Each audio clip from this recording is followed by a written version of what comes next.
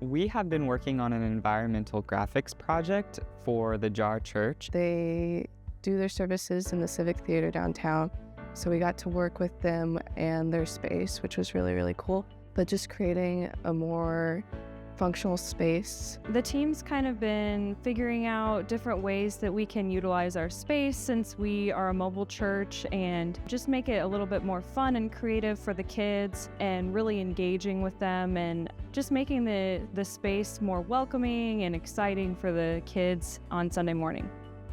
Working through environmental wayfindings and kind of how when you walk into the JAR, how people can determine where to go to find the right spot, like if they want to go to the sanctuary, the elevator, up the stairs, what is upstairs, and so on.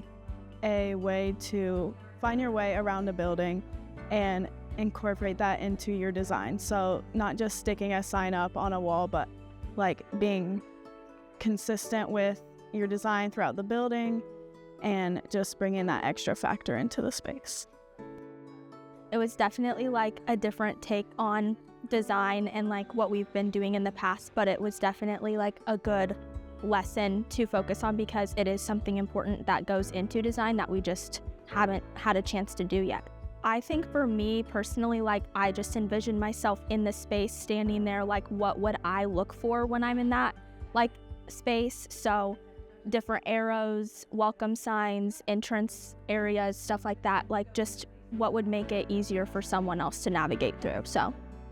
So we needed to focus on non-permanent signage as the JAR was located inside a historic center that couldn't be touched. There was no renovation, no walls being torn down, or any new walls put in. Ideas we came up with as a class were having more compact storage spaces that can be moved around, and also creating more just like compact signage, which is really cool. And we've been just creating more signage that's movable instead of permanent. We did like a welcoming sign as soon as they walked through the doors, just kind of showing like where the elevators were. And then their main thing was their kids section, which was on the upper level of the space. So we kind of tried to include signage that would guide them towards the elevators to go upstairs into the space. And then as soon as they got to the upstairs area, there was signage there as well, kind of showing like all the different rooms that they would be going to and like kind of who goes where. And then